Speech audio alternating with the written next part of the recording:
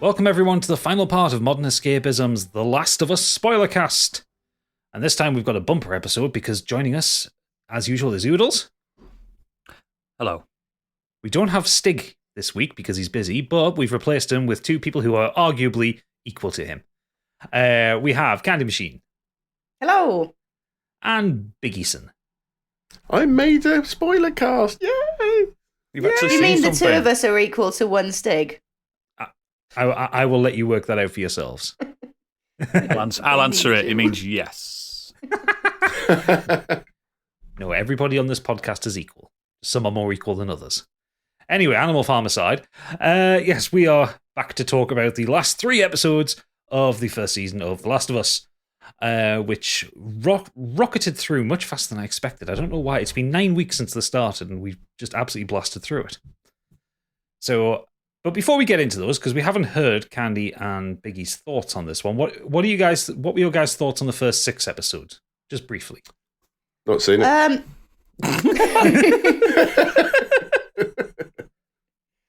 I think, obviously, like everyone's saying, probably episode 3 was a highlight, but at the same time, it's like they spent so much time on that story that it almost felt like the rest was a little bit rushed in comparison. But yeah, no, I don't have very many complaints at all about it. Excellent. And Biggie? Yeah, I mean, for a video game adaptation last weekend, one thing I did forget to mention was that I watched Uncharted the first time. And yeah, just as adaptations go, it didn't even need to be an Uncharted movie. Didn't need that name attached to it. And then you take something like this that's stuck so closely to the source material, impressed me because it shows that if you've got it there, you don't need to change too much to still deliver what everyone was expected. Loved it. Absolutely. So yeah, last time we left off after episode 6, which was Kin, where Joel ended up stabbed and falling off a horse. Didn't see that coming. Yeah, standard Saturday night around Newcastle. So we pick up with episode 7, Left Behind. So Ellie is caring for Joel as they shelter in an abandoned house as winter gets worse. Joel's kind of circling the drain a little bit, and he kind of urges Ellie to leave him. And then we get the flashback to when Ellie, it's earlier that year, isn't it? It's not a year ago, it's earlier that year. Ellie's in a Fedra military school. And she, for some reason, has a Walkman. I don't know why she has a Walkman. That seems like a random thing for her to have, but okay. She gets in trouble for fighting because one of the popular girls or something steals it from her, and she beats the shit out of her. And we get introduced to her best friend Riley, who I can't remember who played Riley. Storm Reed played Riley. She sneaks in the window. Yeah, she sneaks in the window of the room that they shared and invites her off for a brilliant night out on the town, out in the QZ. And we get to the shopping mall. And I thought this was quite a lovely episode. I know loads of people didn't seem to like this one. I did too. I'm with you on this. I think it breaks up the pace of things a little bit because, I mean, if you remember the Left Behind DLC, which is obviously this is telling the story of, is 2 sides of it because you have Ellie in the current times trying her best to save Joel and dealing with clickers and raiders and stuff. Yeah, she's this reminiscing about it in the winter segment, isn't she? Yeah, but yeah, so it's not the paciest episode, I guess I could say, but it's absolutely fucking lovely. I think it should have been a webisode. A webisode. All I was you thinking missed of, 2003. All I was thinking about is, I just want to get back to the. Just want to get back. I get that, but it is an important part of the story. And I think it delivered more about showing, and again, a brilliant performance by Bella Ramsey, just to show a little bit more how steely she's becoming, what made her who she is, why she's tougher and isn't afraid of everything around her. Because don't forget, it's an escort mission at the end of the day. So, yeah, unfortunately, women are normally portrayed in things like this as really weak and stuff like that, and they need to be protected. Whereas she can hold her own, and you can see the emotions, what made her character. And I really liked it. I thought it was brilliant myself. It was an interesting one for me because this is the first time that I never played the DLC. So to me, it was okay. it was a nice reveal. How did you post your photos on Twitter though? That was such a big thing when that DLC dropped, weren't it? Right. Everyone just had... Yeah. You can't see that on the podcast, but I'm doing the typical photo Yeah. faces. Oh, There's God. I'm V's pretty being sure flashed. if you had the eye toy as well, you could put your own face in it. Yeah, I think you could, which is a really random interaction with the tech. Me, Riley, and Ellie. Best friends forever. Yeah. The awkward third wheel. Yeah, really too old to be hanging around with these kids, especially then as well. Oh dear. But yeah, there were lots of lovely moments in it as kind of Riley's leading Ellie around the shopping mall, giving like the best night and like 5 different surprises. I love that they had the Mortal Kombat 2 machine in there. That was that was now, very good. You might like that, and you nostalgia goblins love that. I was annoyed they didn't do what the DLC did, where in the DLC the game didn't work, and Riley told her to close her eyes, and she told her what we're doing, and she had that like daydream about it, didn't she? Yeah, no, And I think they were more beautiful. I think so, but I think that also works more in the context of the game rather than in this. It's much simpler for them to just show it. And they couldn't get the rights for Mortal Kombat in the game. Yeah. But I think it showed Riley's effort to make it a top night, so she got everything working that needed to be. So hence, she got the machine to work. So they could play the game. Yeah. And plenty of quarters for it too. But they walked past Time Crisis. Fuck's wrong with them? My issue with that was they were making just so much noise in that arcade. Well, that's what triggered the awakening. Yeah, it's what triggered the didn't it? clicker. Yeah. Yeah.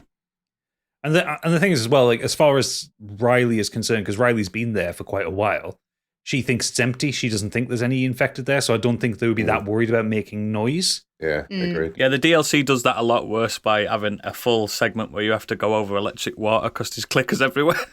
Oh, God. Yeah. And they still carry on having a really noisy time in this mall, even though they've just done that. But the DLC also does it where you get the kind of climactic moment where it's a horde chasing them, as opposed to just one. But I think this is really the episode where Bella Ramsey got to first like properly show off what she can do. I love that scene when they're on the carousel and she's just like looking up at Riley and you just see this love in her eyes. And it's like, you were an 18-year-old actress when you did this.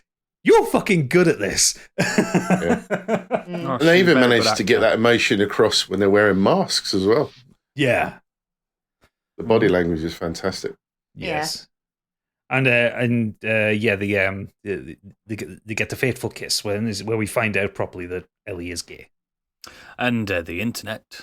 Ooh, I don't even want to talk about the neckbeards again. It wasn't hot enough. Fuck off. They're 14. The kids. It's not I saw it about 500 times that day on fucking Twitter. Oh, fuck's sake. Yeah, a lot of people also seem to take issue with the fact that Riley's black. And like, black people exist? Okay, fair enough. Yeah. Was she not in the... She was in the game. She was. What She was the black in the problem game, then? yeah. Or mixed race. There was Racist no reason. Racist. Yeah, they're gonna, aren't they? Yeah. Like I said before, the big change in it is in the DLC. They are chased by the horde and then eventually get bitten when they're kind of in a last stand kind of situation. After the water gun fight, come on. After the water gun fight, That's really good. I think this works better with it just being like a single one that catches them by surprise. Same. Because it kind of really does highlight that, you know, even despite Riley thinking she's hot shit working for the Fireflies or Ellie's general toughness, they are still weak. They are still children. She's just been given a shitty job to watch out for them all, hasn't she? And keep their little supply base house occupied. That's all she's been doing, making little pipe bombs and stuff. She's been given menial tasks. But to Riley, she's like, I'm big shit. I'm hot shit now. I am the one. But she's not. And you get that really emotional bit where they're kind of sitting next to each other crying, and Riley says, let's just go out, like, make it all poetic and shit and just lose our minds together. Which that line still fucking hits hard. That's a heavy line. And that's what I've really liked about this very quickly as well, is that they've kept all that stuff in. You know, they kept so much of the dialogue in. It's brilliant. Yeah. They tearfully decide to stay together and wait for the infection to take hold. And then we kind of cut back to the present where Ellie kind of gets the resolve. She finds a sewing needle, a bit of alcohol, and she stitches Joel's wound. in a rather brutal looking scene. Mhm. The I seen one thing on TikTok from this one, and it's so fucking wrong. But someone had to like take it, like isolated the sound from that bit, and basically made because Joel's going, oh no, keep going, you're doing okay. Am I hurting you? And it's shit like that, and it sounds so wrong when you just hear it without the visuals. And there was about 15 people on TikTok I seen had that running. It's just like, no, don't. Why does it always have to be so crude? I don't get it. It's because Biggie, Pedro why Pascal's do your daddy. people have to be so crude? I'm hoping he'll send me the link. Oh, God. Yeah, I was just Thankfully, I didn't just say for it. Research just for for research. Yeah. So, yeah, I mean, Left Behind. I know quite a few people were down. I really enjoyed it, but it was also one of the shorter episodes, and it kind of then sets up the next episode where we get to When We Are in Need. Where this is the big shit episode of this chunk of it. This one's the big one. So Ellie leaves Joel, who is still recovering, to hunt for some food. Now, she shoots a deer, and she tracks the wounded animal to encounters a preacher, David, and his fellow hunter, James. What do we all think of David?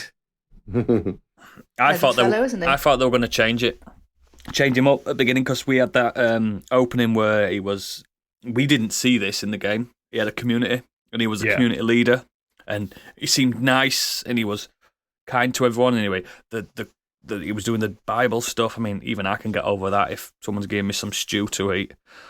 I didn't know, obviously, where we was going to go in this episode, but it made you, as an audience, me personally, as a person that knows this story, I was like, when they're going to actually switch him?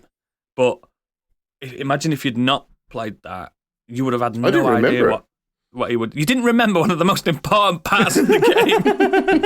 I remember that there was the big fight when she got there, and then it was really tense. I remember all of that, but I completely forgot that side of the community. What made him so bad. I just really didn't remember. I really enjoyed the episode even more for that. But that's what I'm saying. In the game, there wasn't a community. It was just a militia, wasn't it? It was just bad boys, bad men, It was a group of raiders. Yeah, but in this, it was a proper community, and like David didn't want to do what they were doing. Then there was no choice. The scene of them eating. So did they all know that? No, none of them did. They didn't, did they? Right, that's what I I thought. think that wasn't part of the game either, was it? Anyway, yeah, we're getting ahead of ourselves. We'll get to that bit. So yeah, we have the opening scene with the with David preaching to the flock, and this is where we get Troy Baker playing James. Nice to see him getting on screen for a change. I bet you were fuming that he had to have shit air in it. No frosted tips wrote like that. I bet you were fuming. I was actually going back. I was pleasantly surprised by how well Troy Baker did as well. Yeah, because I don't know. I've never seen him acting in an actual TV role. I've only ever heard him voice acting, and sometimes the two don't always correlate in talent. I mean, he might be an egotistical prick, but he is actually a good actor. Yeah. Mm-hmm. Let us not forget Troy Baker's attempt at NFTs. Oh, Troy! I forgot about that. So we have this in the open, and it sets up something here because the little girl's crying, and she says, "When are we going to bury me dad?" Well, not in a Geordie accent. When are we going to bury me dad? Bury my dad. And I'm gonna bury me dad, man. Bury me dad. And David kind of cryptically says to her, "Oh, the ground is too frozen. We'll bury him in the spring because he's not gonna bury him." Yeah. But that then kind of comes full circle a little bit later on, which we'll get to. When Ellie encounters David and James, isn't David James a footballer? Yeah. So in the game, this sequence, you had a big shootout when after James goes off to get penicillin so they can trade for the deer, and then all of the infected come. You have this big shootout sequence, very exciting. You don't get that in this. Instead, you get the quiet chat. And kind of David just being friendly and quiet and ever the preacher man, and reveals that, the man who stabbed Joel was a member of his group. Yeah, all of them were, yeah. And they specifically said, a madman's running around with a child. A madman. As if Would they have even attacked him? You know what I mean? We don't know. Yeah. Is Joel a madman? Probably. I mean, we find that later in this episode. So yeah, the next day, David and his men have followed it. Actually, this is the point where they go back, and we get the next scene with the kind of congregation. And we find out he's not a very nice preacher, is he? No, someone is making a big pot of stew, and it's awfully red, that stew. Yeah, one of David's men just comes out with a bucket of mystery meat. Which says it's venison. It's awfully red, that stew. Tastes a bit like pork. The longest of pigs. The longest of pigs. David goes in and sits with the child who spoke it before and the mother, and then starts a prayer. But this is right after he slapped her right in the face. Weren't just that were a 70s dad slap. That was a slap you so hard it changes your ethnicity kind of slap. Yeah. Yeah. And then he sits there, and the implication, he says to her something along the lines of, "You don't need a father when you've got me." Yeah. And the implication is that he's kind of getting into the family. Now, fucking shut up and eat your dad. Can't you finish your dad's soup? And the thing is, despite the fact that he knows what it is, he's tucking in quite happily. He's got an extra big portion as well. It wouldn't surprise me if he is eating venison. Yeah. Like I think that they lingered on that a little bit because it was a power move as well, like doing that in front of the daughter. Oh yeah. And it's creepy that they all ate at the same time as well. You know, I think he was also telling the congregation as well, I slap kids, so don't fucking start. I will slap a kid. Yeah. It is a power move. Yeah, the next day, David and his little coterie of goons go to look for Joel and Ellie. Not very stealthily, though, do they? They just walk down the street. I mean, they have the numbers, I guess. They don't technically really know if there's just two of them. True, yeah. They're guessing. I'd be like fucking flanking and stuff. Ellie, having spotted that they're coming, gets on the horse and flees and tries to lead them away from Joel. Unfortunately, the horse buys the farm, and Ellie gets captured. Yeah. Looks like meat's back on the menu, boys. Yeah. At this point, Joel wakes up, and he is nearly discovered by one of the goons.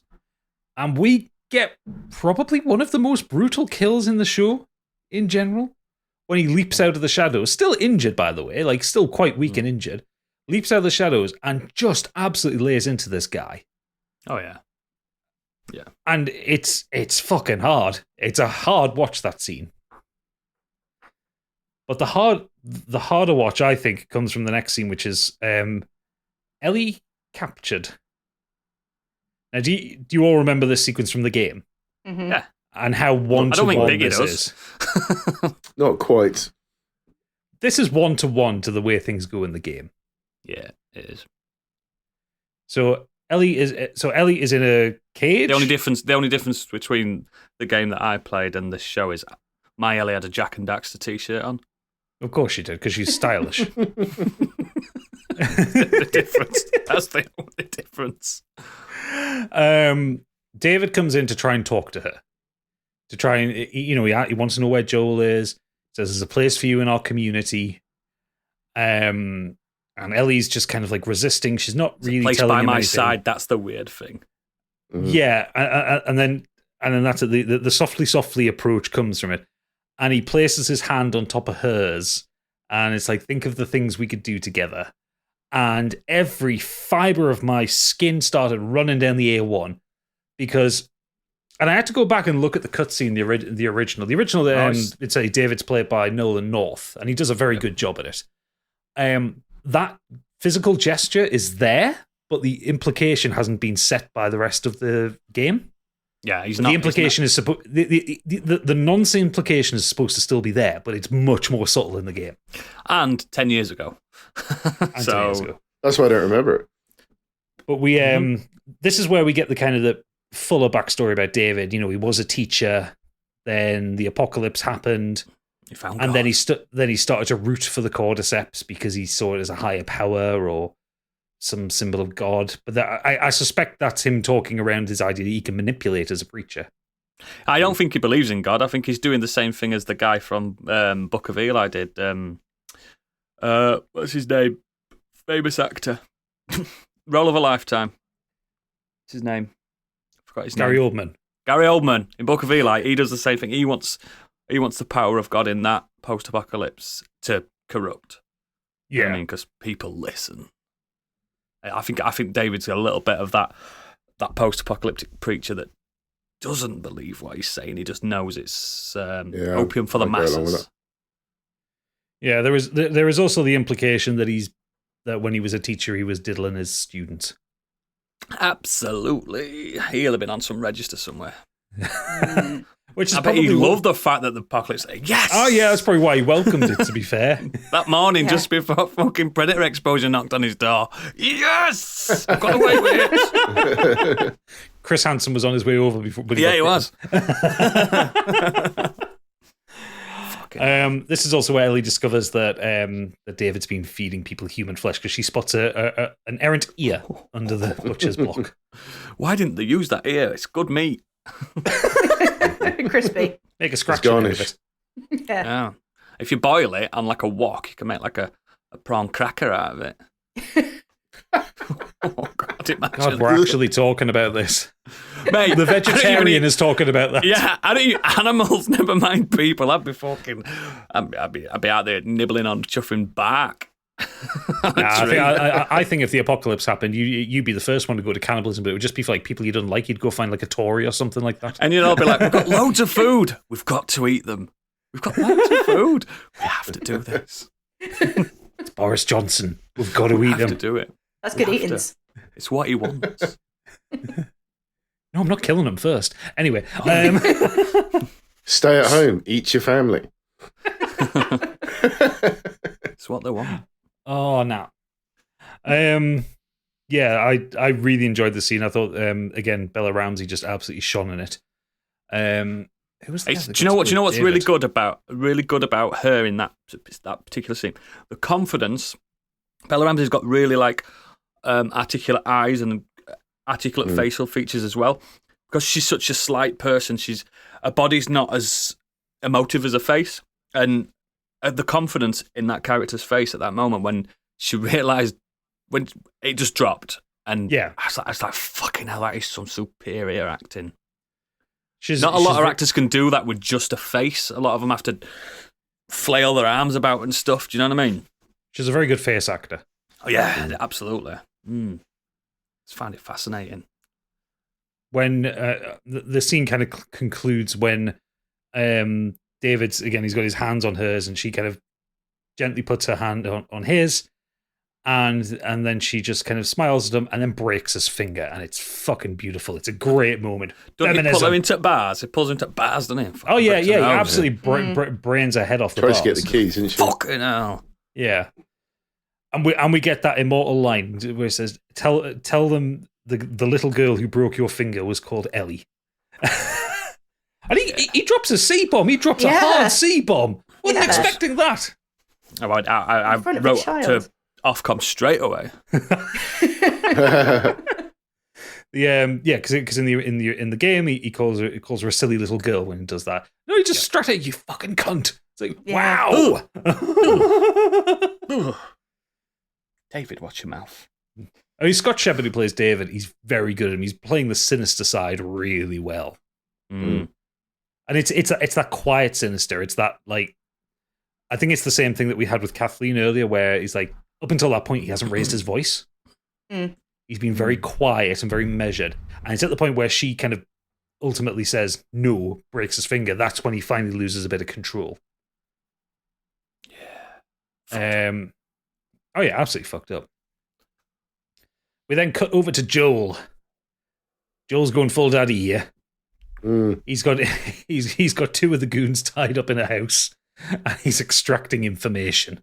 And by extracting information, I mean stabbing them in the kneecap.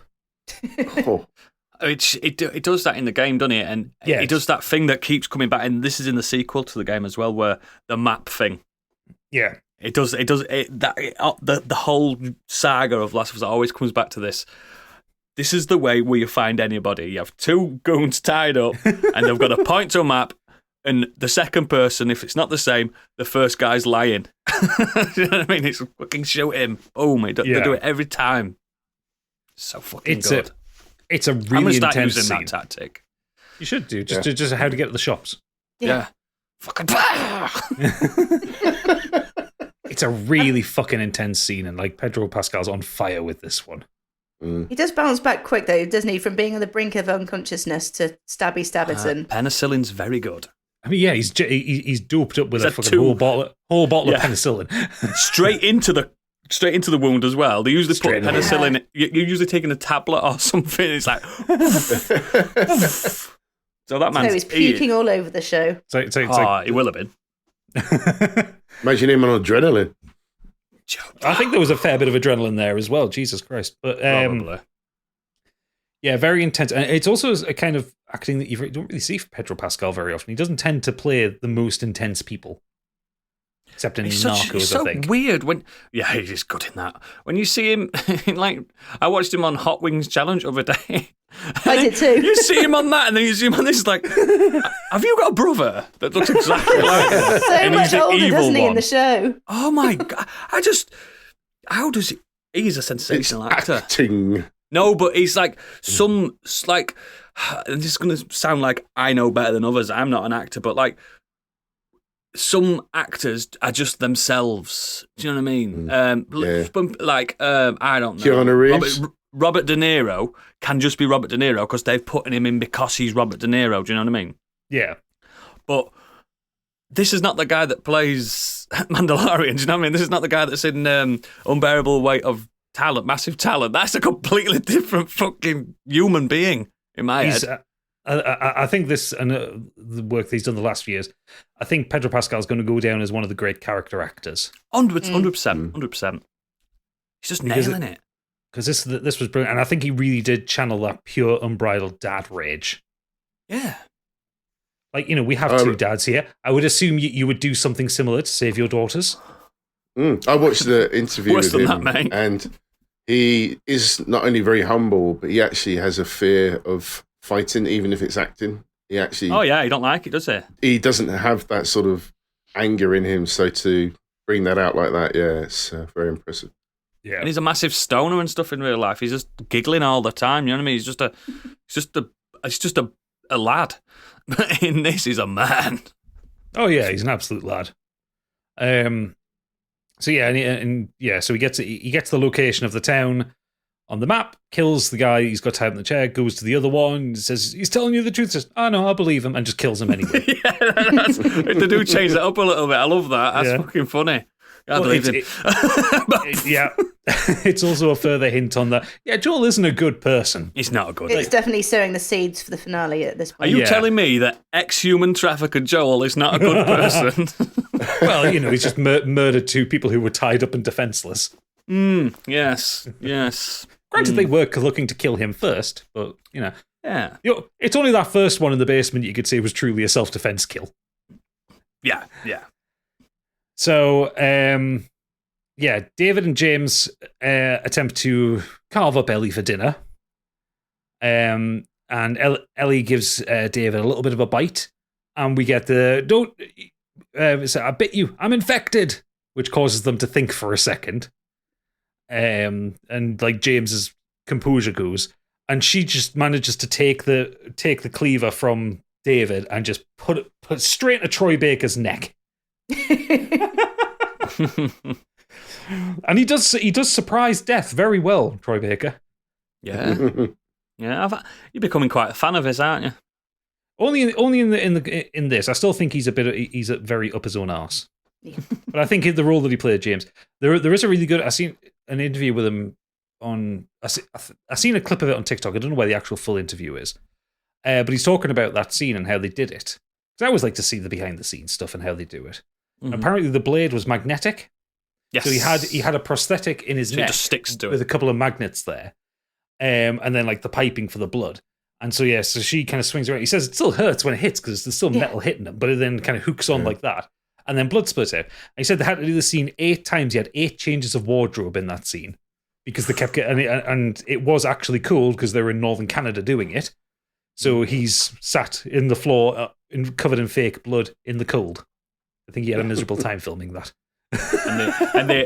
and the award goes to Troy Baker. The hardest working actor in that scene.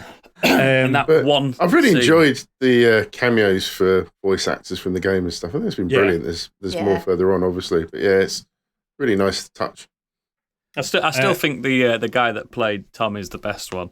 Just his transformation into this big fucking daddy. He didn't look like that originally. He's just like this. I look awesome now.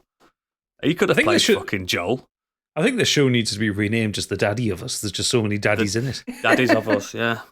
I know Stink's wife has rechristened it Joel. Mm-hmm. We're watching Joel tonight. It's worth it. It's a good name. Yeah, so Ellie makes a break for it and hides in the restaurant, which is where things get to the end of the game. And that's difficult what I part of the game, that. Yeah. Difficult. Well, yeah, because in the game... If you get caught, you're done. Well, in the game, so that is a boss fight. But before you get to that boss fight, you've got to traipse through the town as Joel first. Yeah, and it's like blizzardy and shooting everybody, and he's wounded. Which I'm glad they didn't do that in this, because that means he'd be shooting up just a normal community of innocent people. Well, when Joel is on his way into town, he does find the butchered human corpses hanging in the barn. So he knows what they're all about. You can't blame the community for this. That's the problem, isn't it? No. It's the people in power abusing that power. Yeah. God, so stop them. Yeah, David attempts to kill Ellie at this point because Ellie's made it quite clear that she don't want any of him, and she don't want to be eaten, which is reasonable. So he kind of loses shit and attempts to kill him. But Ellie, she's resourceful. She hides. She throws things at him. The place starts to burn down. And she manages to get his cleaver off him, and we get the most cathartic shot of Bella Ramsey smashing this cleaver down. You don't see David's body; you see the blood splatting. It's like something out of Evil Dead. But she is raging and screaming, and it's fucking Bella Ramsey, unreal performance from her. Straight after as well, she's just sort of like. That adrenaline rush is still there. They do it slightly different, don't they? I'm pretty sure in the game, Joel makes it to that diner and she's about to get him, and he goes, "No, it's me." Pretty sure it's not outside when he sees her, but on this, it's in the diner that Joel gets. They let her walk out, and you just see the state of her with the white backdrop. Yeah, and you just think she's just that's PTSD time for the rest of your life. Yeah, enjoy. And Joel catches up to her. She doesn't recognize him at first. She attempts to attack him. Then he's like, no, it's me. And she starts to cry. And she just says he was going to, and he just hugs her. Like, he doesn't let her finish the sentence. No, and it's that line that broke women across the world. It's okay, I've got you, baby girl. Oh, stop. Fuck. The splooshioning. How many beats per second was the old lady box going at that point? The fanny beat. The fanny beat. Yeah, it was a beating. Oh man. Plus beats. Dubstep. It went full Skrillex. God. Yeah, this was the heavy episode of this third. I mean, the next episode's not. We mentioned this one, didn't we? Weeks ago, Gadget. We were like, we don't know how they're going to do this, but they did it perfectly. What I have enjoyed is seeing people's reactions to this bit of the story. Yeah, because we knew it was coming, but so many people did not have any idea of what was about to happen. And I have also very much enjoyed the right-wingers losing their shit over the fact that David was a preacher. I mean, to play Why devil's did he have advocate, to be a Christian man? To play devil's advocate, I don't think he was a Christian. No, I think he was using it. So don't worry, Christians. You're all still safe. I can't even do go with that. I can't even have conviction when I'm saying it. No, you don't believe it, man. You just don't believe it. I'm just lying. I do have one very, very slight nitpick, and it's very slight. in the during the time skip, I think we lost a little bit of the Ellie and Joel bonding, and I think to people that haven't played the game, maybe it kind of could look like Joel's only now bonded with Ellie because she saved his life whilst he was dying, and it's only because of that he's gone back without having seen the kind of slow bond that you do in the game. Yeah, the thing is, right, in this, like, we see a couple of nights an episode with these characters, but is it 9 months it's taken them? No, it's longer, isn't it? It's about, it's about a year. They leave in about spring. A year, yeah. Because it was a 3 month time jump. Yeah, but the whole from Boston to Salt Lake is a year, isn't it? So they can't do that in the 9 episodes anyway. They don't even do that in the game, for God's sake. No. So I think it's justified. I think the show's very good at expecting the audience to be quite smart and realise that 2 people travelling across the country would bond. A man that lost his daughter and a girl that's got no family. Bond. Yeah. It's very simple. It's very easy. And people I've seen people kicking up going, I don't believe it. I wouldn't believe this. They'd be friends after 9 hours. They've been together 9 hours. I'm like, they've not been together 9 hours. You've seen them for 9 hours. Yeah. Fucking pisses me off. Use your brain. Use your brain. So we then move on to the last episode, Look for the Light. Yep. So we start this one with some brand new content because this is a flashback with exclusive content. Yeah, Ellie's mother Anna is bitten by an infected as she's about to give birth to Ellie, and she's played by Ashley Johnson. Mm-hmm. Yeah, who's actually doing the Ellie voice as she's talking in this one. That's just her voice. That's just her voice. No, it's not quite her voice. It is slightly different to her normal speaking voice. I don't know. I think she sounds exactly the same. Well, I listened to the podcast today. She's on the latest Last of Us official podcast. She's just the same fucking person, just a bit older. So we see Anna kill this infected that's bitten her while giving birth to Ellie, which is impressive in its own stead. Mm-hmm. She's found by a digitally de-aged Marlene. Who I didn't know this, but that's the girl that did it in the actual game. Yeah. I didn't know this. Yeah. I didn't know. I was like, fuck. That's why her lines were fucking pitch perfect. Absolutely. So yeah, so she takes Ellie and at Anna's request kills Anna. I will say the soldier, the Firefly that's with her, cannot follow orders. He's told to cover her ears and makes no attempt to. Yep. He had if he's one never seen a baby job. before, he might not know where the ears are on a baby. I do like the little bit where, like, even though Anna knew she was done, she was still comforting her child and saying, "You get them, you get the world. Go on, you can fuck the world up." Yeah, and then she go, "You get them, Ellie." I was like, "Oh." We see the origin of the switchblade. I thought it was a nice touch that she didn't even feed Ellie.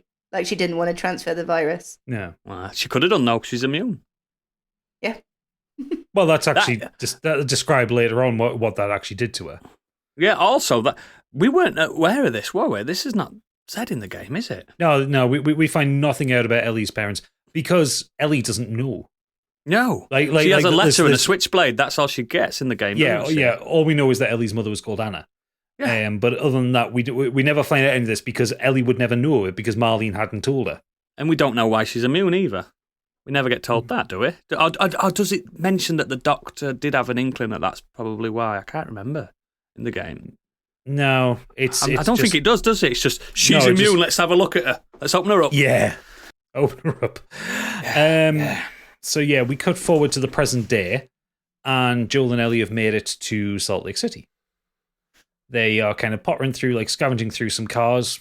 Joel seems much more comfortable with Ellie at this point.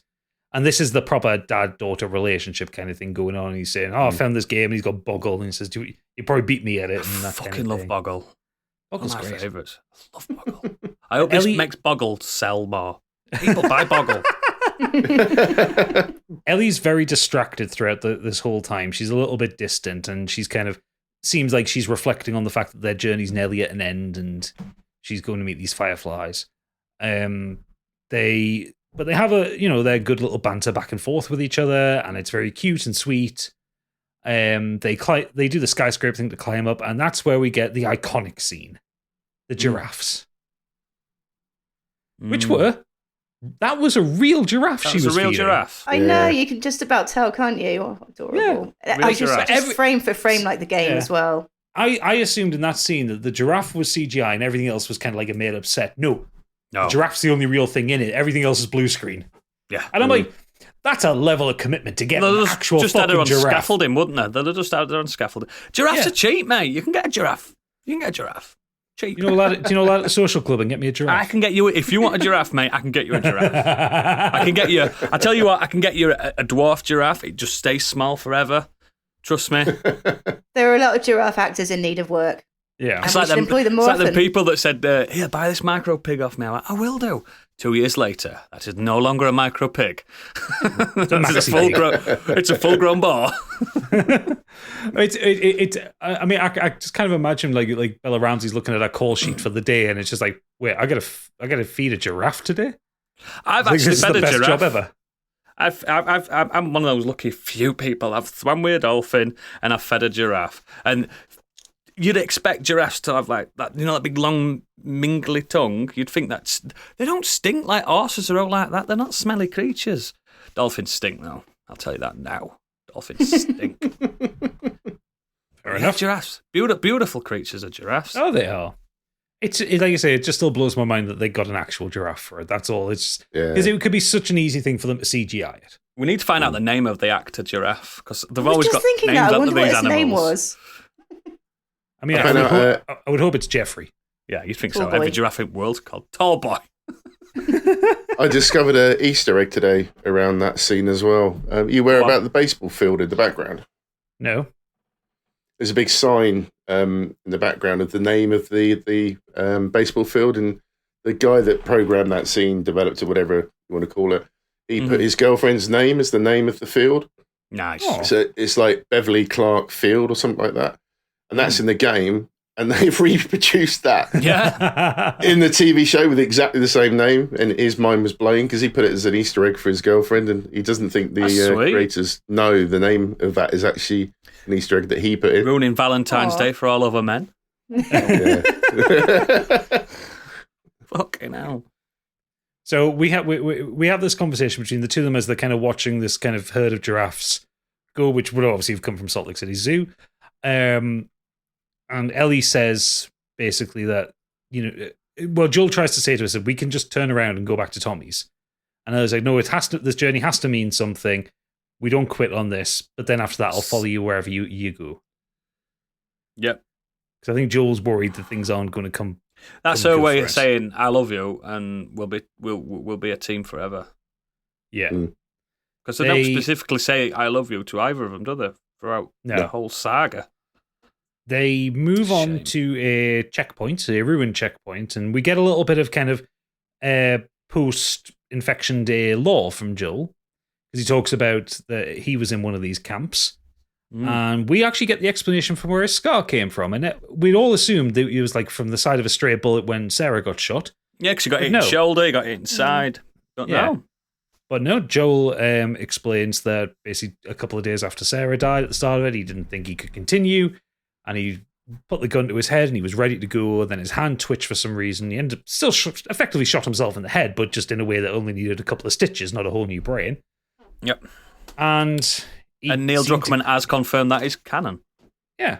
And I thought that was a nice moment. And then Ellie asks him, so what... So it seems that time heals all wounds. And he says something along the lines of, only recently. No, it wasn't time that did it. It wasn't time that did it. As if you that did it. You did this. Yeah, and it's this really sweet, my kid awkward now. moment. It's basically the closest of them saying to each other that I love you. Yeah, those two characters can't do that. Do you know what I mean? They can't do that. He never wants to say, "I am your dad. You are my daughter." They'll never. God, it also shows at this point that they are so close to each other that he can kind of openly talk about Sarah. Yeah, because and talk about Sarah's death. One more word. That's what he used to say, didn't he? But he's like, oh yeah, Sarah didn't make it before that. You know what I mean? Day 2, something like that. And there's reference to the guitar teaching as well. Yes, which Candy was hoping for apparently on the latest episode of Modern Escapism. Yep. I got my 2 wishes. Yeah. Stig didn't get his wish, though, because there is no pallet swimming. Oh, yeah, that's right. I'm so glad. Because this bit at the game is that tunnel, isn't it? The fucking tunnel with the 5 chuffing boomers and bloaters or whatever. There's 5 of them. There's 5 boomers. 5 boomers. 5 people in their mid-60s kicking off about Jeremy wokeness. Clarkson's one of them. I think that's one of the weakest parts of the game, and I know that it's just like that's supposed to be the last boss type thing. Yeah. Just to throw 3 at you or whatever. I hate that section in that game. It's a really tough section. As they go to move on, they are knocked out by a flashbang, and the fireflies. Fucking nerve gas, mate. They've done in.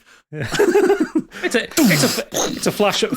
Yeah, it's a flashbang. But then I know it's fucking ridiculous. It is ridiculous, and what I thought actually was ridiculous was the way they shot that hit to the back of Joel's head. It was so fucking heavy-handed. I know. It's almost like you see Pedro's. You almost see like Pedro's head bounce off the ground with it. Oh wow! Pedro Joel wakes up in hospital with Marlene standing over him and several armed guards around, and she explains it was a mix-up. They didn't know who they were. They didn't expect to survive. Yada yada yada. She says something along the lines of, "We had a team of like 5 people just to try to keep Marlene alive. You guys did it with just 2 of you," and he went, "Hey, it was mainly her." Yeah. Love that. Which, I mean, to be fair, yeah. Yeah. She was the driving force keeping them going. He wanted to stay in Jackson. Yeah, he did. So Marlene then explains what they plan to do with Ellie. That Ellie's going in for surgery. And that they want to take a sample out of it that they could make a cure for or a vaccine with. But then Joel quite rightly points out that cordyceps is a fungal infection that grows in the brain. Mm-hmm. So to get a sample, they would have to cut a head open. Yeah. And I have issues with this, or rather just what the Firefly's doing, but I'll go into that later. Because I want to get through the rest of the episode. Yep. So Marlene basically threatens him, says, "Don't do anything, get out of here, take his pack," and sends him off with some guards. So I do like in this bit how quiet he is. Oh, yeah, he's fuming. Hey, watch his eyes as well, because I've watched it twice this episode. Watch his eyes. He's looking at anything he can use to fuck him up with. He's like, pipe, okay, no. And then he slows down every so often. Just have is there anything here? Fuck him. Yeah. He just does his thing. And That's we so get to the point where he's being led down the stairs by a couple of fireflies, and he explodes into action, turns the gun around, shoots the one behind, kills the one next to him, takes the guns, and it's a fucking bloodbath. Mm-hmm. He gets that really good rifle that you get at that section in game as well. The only time you get that rifle in the game the is M60. so fucking good. So fucking good. And what they've done a good job of emulating what the level looks like in the game. Like when he gets to that kind of final corridor, it looks exactly like that final corridor in the game. The only thing, it doesn't have the alarm sign, the famous, the red light alarm thing that's really famous in that scene. Good, because it goes on for fucking ages and burns your ears off. I still think it's quite a poignant thing. You know what I mean? But yeah. So, Joel murders his way meticulously because he makes a point of killing everybody. Even the ones that are surrendering. He don't want to be followed, does it? Yeah. No, even the ones that are surrendering. So there we go. Another couple of proper murders. Yeah. And he walks into the operating theatre where the doctor says, "I'm not letting you take her," and he goes to reach for a scalpel and he just flat out shoots him in the head. I didn't even hear that. I didn't even hear that in game when I did. I just shot him as soon as I walked in. Bang! Get off me, kid! You're dead. Nurses, there, got an all. I did like that he let the nurses live. And I don't know if anybody noticed one of the nurses was Laura Bailey. I hope, yeah. I didn't notice at the time. I saw him in hindsight. I saw a tweet. Yeah. So he picks up Ellie, like unhooks her, picks her up, and heads down to the parking garage. Come on, baby girl. Come on, baby girl. Let's get you home. There was a bit of a focus on the dead surgeon, wasn't there? Just for a moment, it just lingered on him. I've no idea why. Nope. Maybe just to show how good a shot Joel actually is, gets him right underneath That must be it. That must be it. Like this was an execution. It wasn't just a kill. So we head downstairs into the parking garage where Joel heads towards a car and Marlene has her last stand with Joel, trying to convince him to not take Ellie. He weren't even like looking at her properly. He was just staring through her. It's like, Marlene, fuck off. He's going to kill you. Yeah. I knew it. This I was negotiation is not going to go well. Even in the game when I first played, I'm like, she ain't walking away from this. He's looking straight through that woman like, you're just in my way. You're just in my fucking way. I'm going to kill you. Yeah. Yeah, Joel isn't actively listening to what she's got to say. And she's pleading a case. She's saying, like, Ellie is everyone's lost everyone. Ellie's the key to curing the cordyceps infection. And Joel's having none of it. The gun's hidden under his hand, which is under her gown. As he didn't blink either when he shot her, did he? Didn't blink. He just guns her down. Oh, bang! Oof, frightening. He's a baddie. Yeah. He is such a baddie. He does put her out of her misery. I will say that. No, because he don't want her to follow him. Yeah, I was just going to say there's a reason behind that. Yeah. She's bleeding. She is bleeding for her life, and he just says, "You would just follow me," and just bang, she's gone. Bang! He's such a brutal. I was trying to be kind to him, but yeah, that is. He's not a nice bloke, mate. No. We can say this. But it is true, though. She wouldn't give up. Yeah. Daddy baddie. So we then cut to like a day or so later. They're on the road. Ellie wakes up and Joel lies to her. Says the Fireflies have found other immune people and they were unable to create a cure. Her immunity didn't mean anything. And you can see he doesn't want to turn around and look at her. He's making it up on the spot and he's struggling. And Ellie's looks heartbroken. Yeah. The car eventually gives up. They hike up towards Jackson. And Ellie expresses her survivor's guilt and kind of explains about Riley. And the fact that she had to kill Riley, effectively. Yep. That was her first kill. Yeah. She insists Joel swear his story about the Fireflies is true. And when he does so, she just says, okay. And we cut to black, and that's the end of the series. What could happen next? Oh, my God. Oh, no. So if there only was one way I could find out. So I want to loop back to the to what I said, what I was alluding to before. So I was talking with my mother about this last night, and she was disappointed. She thought it was a nihilistic and bad ending. And well, yeah, it was. And it is how the game ends. But I kind of had to go in and says there was no cure. You can't cure a fungal infection. Also, this doctor, quote unquote doctor. Mm-hmm. Is 20 years out of true, proper, clean medicine, working for a terrorist group. I mean, you can bleep this bit out. He's a vet. He's not a doctor. He's not a brain surgeon. He's a vet. But either way, he's not a brain surgeon. 20 years away from like anything you could consider normal medicine. Mm-hmm. He has no fucking chance of being able to create a vaccine out of whatever's gone on in Ellie. Also, do you think Fedra would let them distribute an inoculation created by the terrorists? What the Fireflies were doing here was a fucking murder because they had no better solution to it. They had hope above ability. And also, it's a fucking bad look on Marlene that she put the trust in this doctor. Yeah, without spoiling much, it goes into it a bit more. There's more to it in the part 2. No, yeah, but I'm just saying, like, based on what's presented on it. Yeah, for people that don't know that, it just looks like, yeah, exactly. But like, again, you can spoiler warn this bit if you've not played part 2, listeners. No, but we're not talking part 2. We're not going to get into part 2 in any of this. Okay. But the it's explained anyway. Probably. I think it's because they live in dire circumstances. Everybody, whether you're Fedra, whether you're Fireflies, just the world is shit. So then Ellie represented. She represented some form of hope that their lives could change. And yes, she would have had to have sacrificed her life to potentially give, like you say, would they have got the vaccine? We don't know. But it just kind of, it was in the game. I thought it was an amazing choice. I quite rightly did the same thing. And I think it was delivered really well in the game. Maybe slightly better than the show pulled it off. But yeah, tough choice. Well, no, I think the show actually did a really good I think it did, but I think just particularly the ending, because it finished in the car, didn't it? If I remember right. No. It was no. It finishes on that mountain. Yeah, it finishes on the hike. Does it? Yeah. I thought it was in the car overlooking Jackson. Because they look, when she's still groggy from the anaesthetic and she's asking him what happened, and he explains his version of the story. There's just for a second she looks at him like, I don't believe you, and then she sort of turns over. And I thought, don't think she does. I don't think she believes him in general.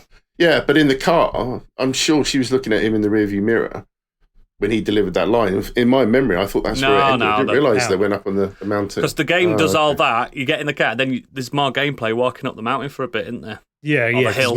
It's when is Joel's this game not finished yet? I was like, fucking hell. Yeah, it's because when Joel's talking about his daughter would have liked Ellie, and you would have made each other laugh and that stuff like that. That stuff's there. It's like the epilogue. Yeah. Yeah. But it's like, I think a lot of people seem to think that Joel is supposed to be the hero of the story, and he's not. He's fucking not.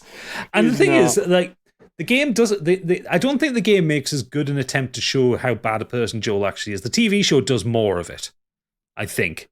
Like the amount of times you see Joel kind of kill an unarmed person, you don't really see that much in the game because it's got that the active participant pseudo narrative dissonance, hasn't it? Where he's just killing so many people that by the time you get to the end, you feel because he's your avatar that you're the goodie killing the baddies. You know what I mean? Yeah.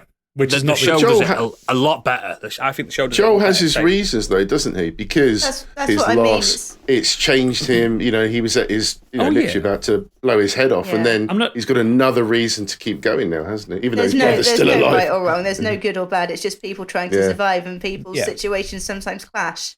No, he's a full-on baddie. I'm in the camp that he's snapped. He's gone. He's just snapped, and that. Yes, don't get me wrong. He loves this girl. He loves his brother. He wants to be at peace. But a man that can live with what he's just done, to me, it's not really a man anymore. It's the beast.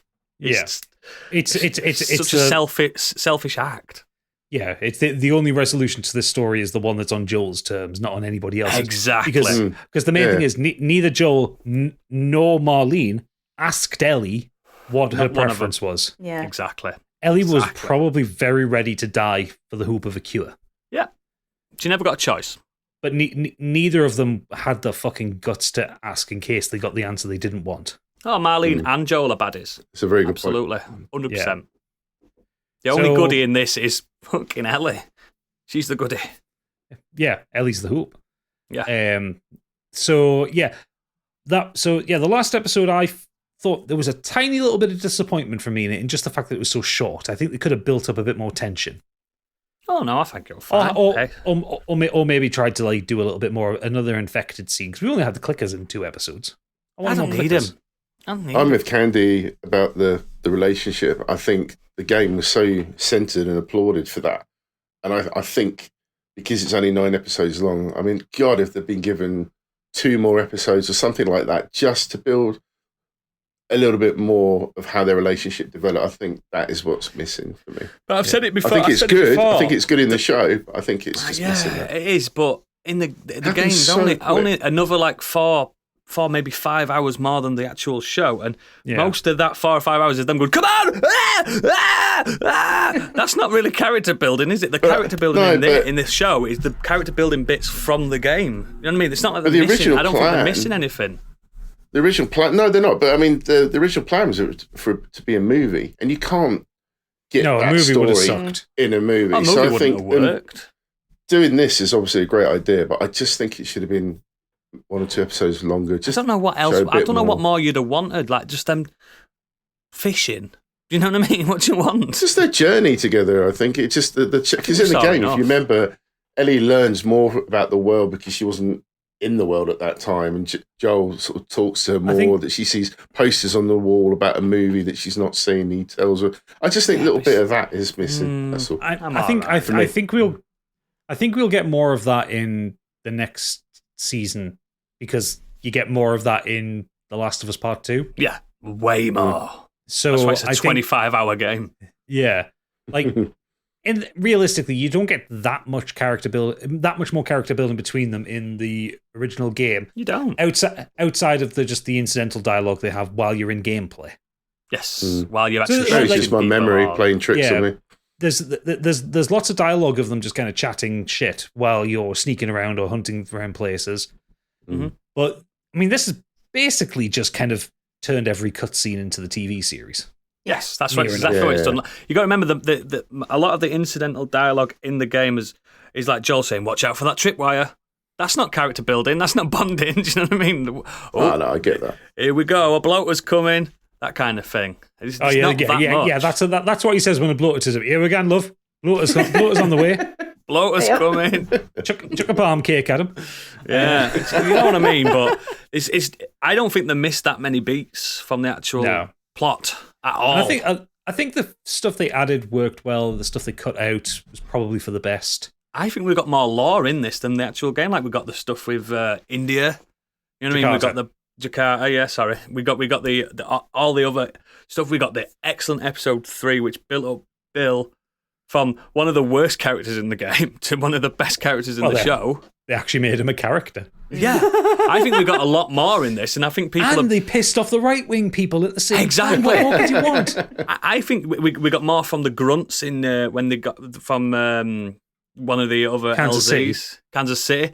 We got none of this in the game. And I think people are misremembering what the game actually did. The sequel, on the other hand, what Biggie's saying, just wandering around the world, you're getting so much dialogue, so much chatter, so much like world building. The first game's not as. I only played it like a month before this show came out. You know what I mean? Yeah, I haven't played it for about 10 very years. Fresh to it. When it came out. It's not as. I think the sequel makes people think that that's where the first one were like, not quite. Yeah, it's not like God of War, where God of War, whenever there's no fighting, they're chatting, aren't they? Yeah, it's not like that in Last of Us. It's not like it at all. So the what's everyone's general thoughts then on the season as a whole? It's a fucking 10 out of 10. I think I loved it. Yeah. Really good. There's allowed to be lesser episodes. There's allowed to be. It's just how life is, isn't there? If every meal were your favourite meal, you never have a favourite meal. Yeah. So, yeah, I think it was fucking 10 out of 10. That is, we've said it before, this is the standard. Yeah, I can't think of one TV show or any kind of media that's come from a game that's followed so closely and worked so well. It's because they had the game's director doing this. That's why as well. I mean, he was there as a producer. I mean, also, you can maybe make a slight criticism of the game itself. The game's very much like an HBO series in general. I think everyone said that when it first came out. Absolutely. Like, it's not the most gamey of games to turn into TV look show. at the difference between The Last of Us and Uncharted 2. Yeah. Uncharted 2 is game the game. And we also how well Uncharted worked out as a film. Exactly, because that is game the game. Yeah. No, I love that. I think it's a new high standard for like video game adaptations.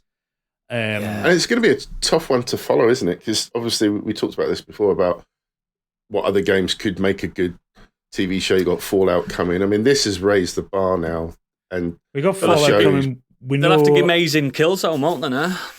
That's it. We know there's a Horizon Zero Dawn series in the go, which I think that'll fall flat on its arse. Mostly because the story of Horizon Zero Dawn's not very good. I just think that's more style over substance. That game. That's got to be one of the. That'll be the most expensive show ever made. Look at all them dinosaurs in it. Yeah, it's gonna be too expensive. God of War. Fallout can work because you can show very similar to this.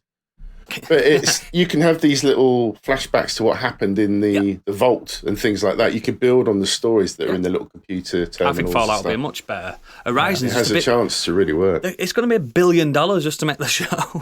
How are you going to do that CGI, them big tall necks and running around? And are they going to get the lady that plays Aloy to play this? Because it's exactly the same person. You know what I mean? You could do it. No, I don't think they'll get Ashley Birch to do it. I think mostly because Ashley Birch. I know she doesn't look like her that much.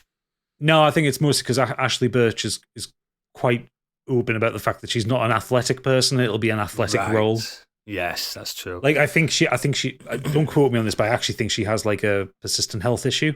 Right. Okay. Well, so, Candy, you've got red hair. I'm up for it. You could be Aloy. I'll speak to my agents. I could be Aloy. Yeah. Don't just single her out. Okay, you could true, be Aloy it's if you true, want, yeah. mate. No, you could be Silence if you've ever played that game. He's bold. So any kind of adaptation needs to now kind of meet this standard. I just don't want to hear the words, we're adapting this into a movie. I want to hear the words, we're adapting this into a game. Into a TV show, sorry. I think that's the way it's going to go now. After seeing that's going to be the way it is. That's the trend of it anyway. There's been a few rumours because what's his name who was doing the Metal Gear film for what's his Jordan? He was going to direct the Metal Gear movie, and he's been tweeting a lot about this show.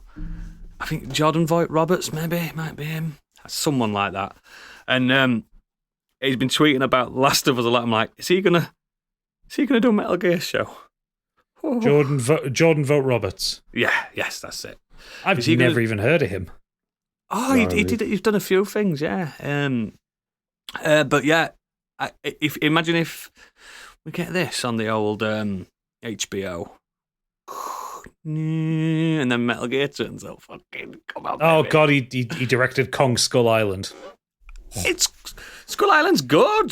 Do you know what I was watching? I was watching Godzilla vs Kong just before we started recording this. That's not good. Yeah, A load of shit. Yeah, that's what I want to hear. If they say we're adapting the game to a TV show, I'll be more like, okay. Do you think then? Wait, hang on a sec. I didn't know this. Apparently, Oscar Isaac has been tipped for Solid Snake. Yeah. Oh, I heard that. Yeah, 2 years ago. I'm just confirmed it in an IMDb. interview. He confirmed it in an interview. Oh, did he? Didn't. Do you think then, speaking of Horizon, then if the story isn't so great, maybe that would make a better film than TV show? Yes, because you could Yeah, put I'll more go money with that, into actually. it. 20th Century Fox, Horizon Zero Dawn, just blast all the thing and just make it look like Jurassic Park, Mad Max, you know what I mean? Blah, blah, blah. Oh, and that would look good on the big screen. It would 3D. look good, yeah. But a show, what was like fucking high concept, a lot of money shows like Westworld, for instance, killed that, didn't they?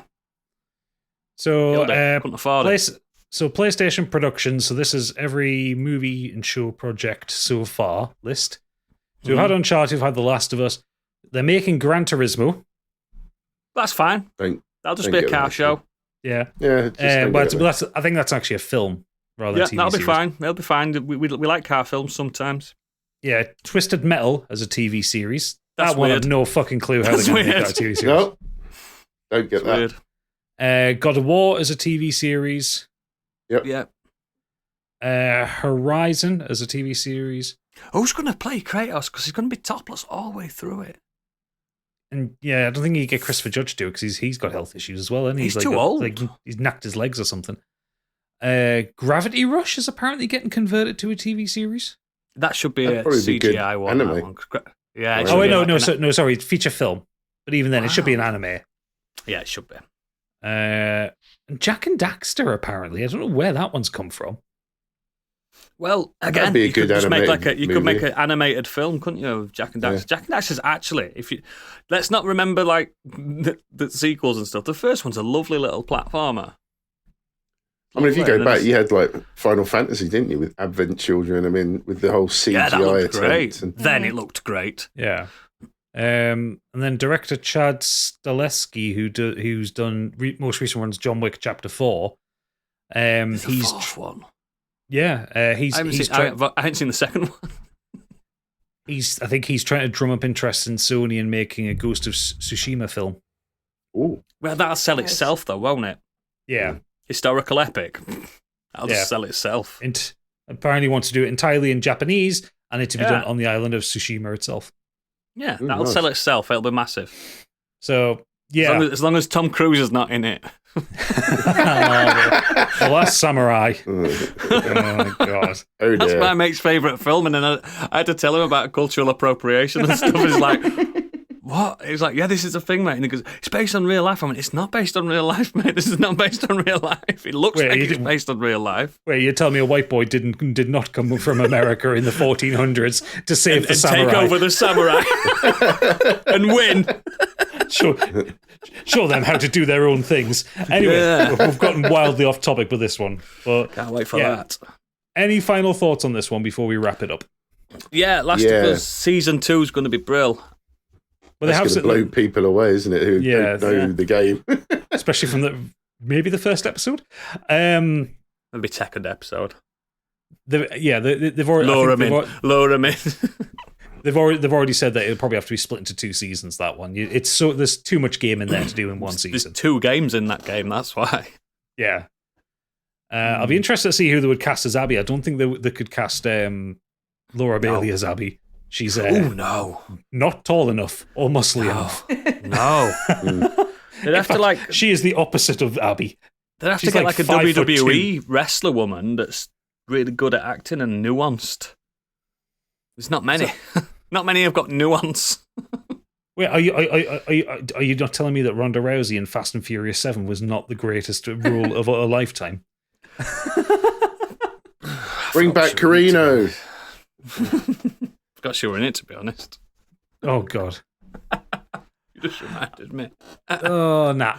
Yeah, I think people are gonna like part 2. Obviously, people have not played the game, but there's a lot of questions answered. There's a lot more monsters.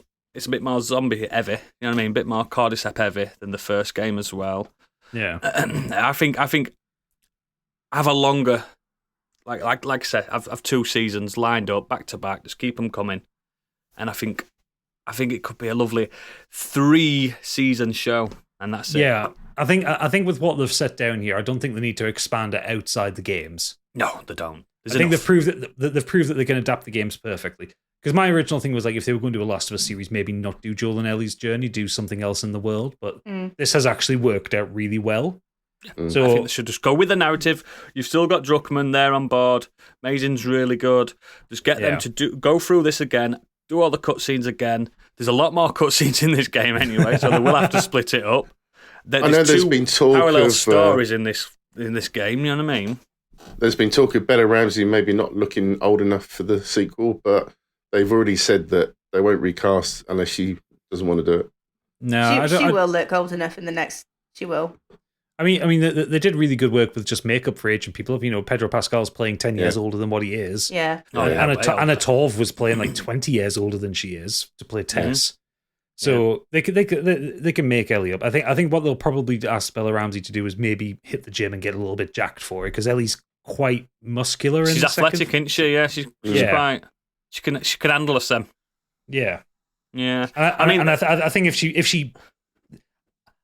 I don't want to suggest what Bella Ramsey should do and not do with her own body, but you know, if they send them to the gym, you know, bulking her up slightly will make her look older. Yes, because I think the thing is she's still kind of got that little puppy fat on her face. Effectively, that's why she can get away with playing a 14-year-old. Yeah, you've got to expect as well. I mean, Tommy's got a bigger role in this as well, which he's got to get ready. You've got to come in your own, because he's brilliant. I think Gabriel Luna can do it. I think he can do it as well. He's brilliant, especially in that episode when they met up at Jackson. I was like, okay, Gabriel, you got this. Because I just remember him from Terminator, whichever it was, Dark Fate. Salvation, wasn't it? That's one of them. One of them, and he was one. Oh God, he was so bad in that. He was so bad. Yeah, but so was everybody. Yeah, that's true. So going back to the amount of seasons, and without sort of spoiling anything, and it can just be yes or no answer. Is there scope for there to be a Last of Us game number 3? Yes. Yes. They've already announced. They've already said something this week, haven't they? Yeah. Yeah. They're working on, but they haven't confirmed what it is. They haven't said what it is, but they're saying they're very excited. If they're clever, if Naughty Dog want money, and they're clever, and Neil Druckmann's up for it, turn it into a trilogy and get it out quick while they're still further about it. That's what I'd do. Because he said he's never going to do another Uncharted, didn't he? He said he's done with that. Yeah, because there's no reason to do another Uncharted. Yeah, because it's completely full circled, and there's 5 games. No need. But I think Last of Us Part 3, wrap it up. Yeah. I think we could see that before end of PlayStation 5's life. But I think they said what they're working on next is a PlayStation 5 thing. So yeah, let's see what happens. But yeah, this has been our little spoiler cast. Thank you all for listening. I hope you all enjoyed this as much as we enjoyed the show and enjoyed ranting about it. Make sure to listen to the main pod every Thursday. Make sure to listen to Scorched Sheep every 2 weeks. Hit the patreon.com/modernescapism. We need to keep Oodles fed. Just £5 per month plus VAT can keep him eating biscuits. You don't even need that. Quit it. Don't sell here, Oodles, man. Oh, God, I'm so hungry. Oh. Tunnock's tea cakes. There we go. So hungry. Exactly.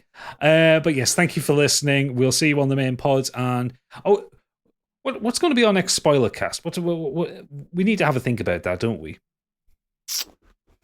What's coming up? Oh.